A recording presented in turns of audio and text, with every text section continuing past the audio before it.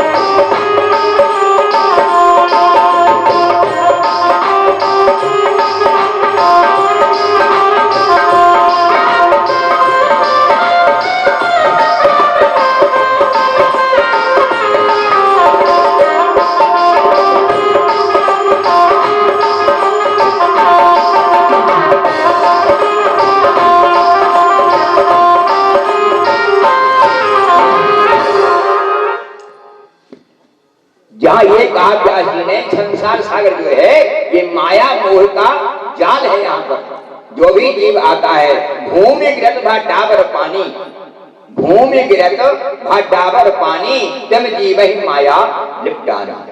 जीव यहाँ पर आता है शुद्ध बिल्कुल, यहाँ आया और माया मोह ने उसको जकड़ लिया। तो संसार जो भी आता है उस पर माया मोह अपना जाल कस लेती है। ये सुन लिया उस बालक ने गर्भ के अंदर कि हम बाहर जाएंगे तो माया मोह हमको पकड़ लेंगे। अब उसने बाहर आना बंद कर दिया कि हम जब संसार में जाएंगे ही नहीं, हम कब माया मोह फंस जाए। भैया वो बालक जो है 12 वर्ष तक गर्भ के अंदर रहा, अब बाहर नहीं आए। इधर व्यास जी ने कहा बेटा अरे बाहर आ जाओ, गर्भ में बैठे बैठे क्या कर रहे तुम वहां? क्या पिताजी आपने तो कह रहे थे कि जो जीव संसार में आता है वो माया मोह में फंस जाता है, तो हम संसार में आएंगे ही नहीं, तो क्या माया मोह फंसाएगी हमारे? अब तो बड़ी परेशान किया। भगवान को याद किया, भगवान कृष्ण आए, बोले व्यास जी क्या बात है? कि ये बालक बाहर नहीं आ रहा। एक दिन हमने सब संतों को समझाया, उसने सुन लिया, वो बाहर नहीं आ रहा। तो कहा उसको वचन दो, उसको वचन दे दो कि बेटा तुम बाहर आ जाओ, तुमको माया मोह नहीं व्यापेगा, मैं कह रहा हूं। तब व्यास जी ने कहा कि बेटा तुम बाहर आ जाओ, मैं तुमको वचन देता हूं, तुमको माया मोह नहीं व्यापेगा। इतना कहा और बालक बाहर आ गया। बोल भक्तवत्सल भगवान की। अब 12 साल में बाहर आया, 12 साल में बाहर आया तो नरा लपेटे हुए और सीधा जंगल। अब तो व्यास जी महाराज पीछे पीछे व्यास जी यम प्रव्रजंत मनुतेय पेट कत्तम दो पायनो विरह कातर आजुभाव पुत्रे तन्मयतया तर्वोहिने दुष्टम सर्वभूत हृदय मुनिमान तोस्मि। हे पुत्र हे पुत्र हे पुत्र, हे बेटा हे बेटा हे बेटा। वहां कुछ आम के वृक्ष लगे थे, जहां से चिल्लाते जा रहे थे हे बेटा हे बेटा। आम के वृक्ष थे, उन आम के वृक्षों ने अपना अपना रूप धारण किया और कहा महाराज क्या कर रहे हो? हे बेटा हे बेटा, तुमसे तो हम अच्छे हैं, तुमसे तो हम अच्छे हैं, हमारे में कितने फल होते हैं, हम सब संसार को दे देते हैं, अपने पास एक ही फल नहीं रहता। और तुमको भगवान ने एक फल दिया, उसके पीछे हे बेटा हे बेटा, उसके पीछे दौड़ रहे हो तुम। अब तो व्यास जी महाराज निराश होकर लौट गए। अब घर आकर के बैठ गए, बड़ी चिपरास दुख। एक बेटा हुआ वो भी चला गया।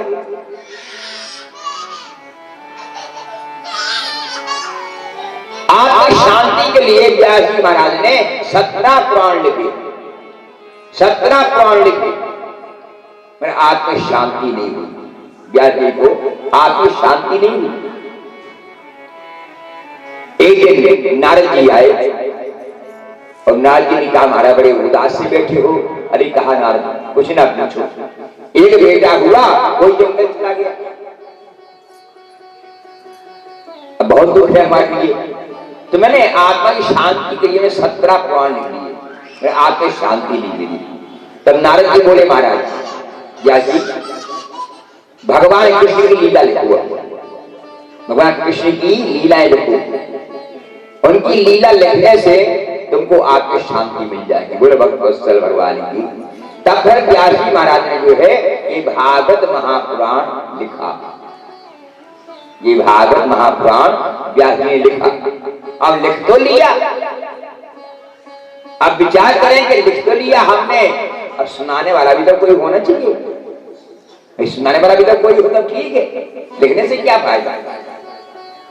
अब सुनाने वाला भी ऐसा हो समझा के सुना सके, बताए तो ठीक है। ऐसा हमारा ये बेटा था, वो जंगल चला गया, कोई भगवान का था भक्त। अब वो घर में होता तो उसी को पढ़ाते। आखिर व्यास जी ने एक अपने शिष्यों को इस श्लोक पढ़ाया कि वो बेटा जो है हमारा भगवान का भक्त है, तपस्या करना चला गया भजन करने। तो एक श्लोक सिखा दिया आपने चेलों के लिए।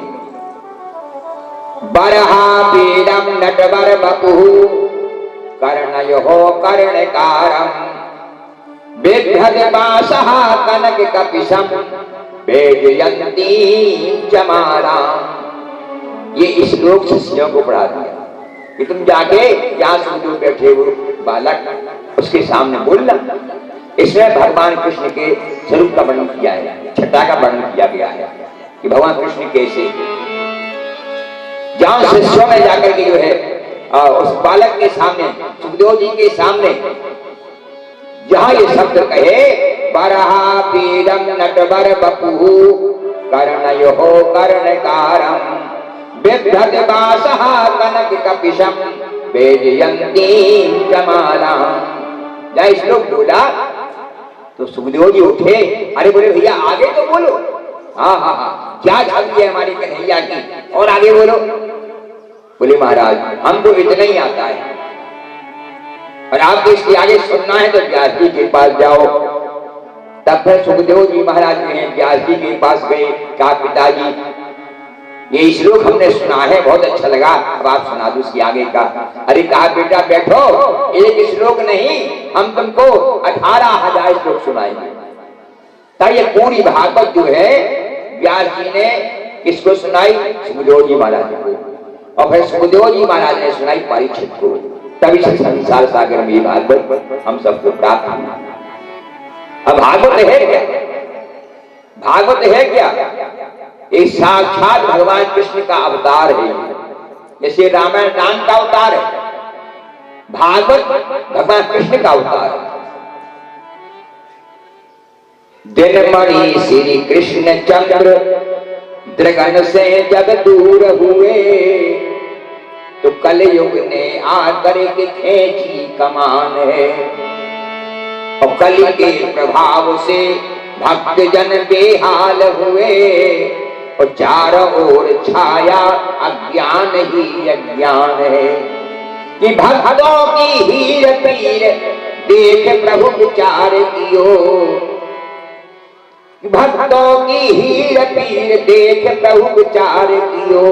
और कलयुग के जीवों को रचाए विधान है, भक्तों की नैया भव पार हो जाए सबकी।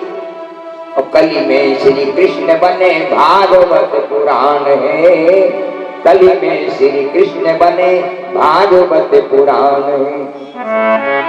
ये कलिकाल में जो है साक्षात भगवान कृष्ण का अवतार है भागवत। अब वैसे ही आप देखो राधा रानी कैसी है गोरी और कन्हैया हमारे सांवले। तो भागवत का पन्ना गोरा होता है, अक्षर काले होती है। ये साक्षात भगवान कृष्ण का रूप है।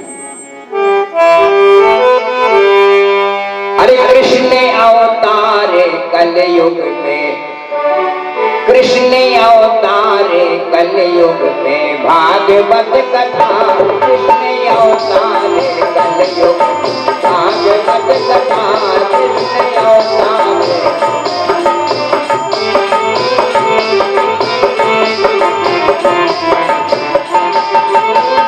कृष्ण अवतारे कलयुग में भागवत कथा। कृष्ण अवतारे कलयुग में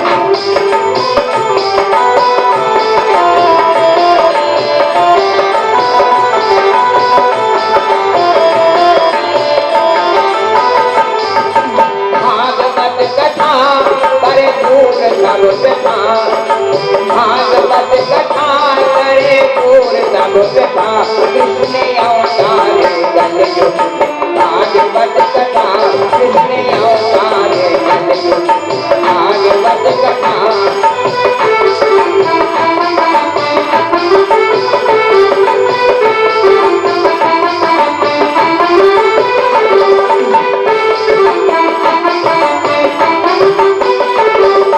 भागवत के श्लोक करते इशारा, भागवत के श्लोक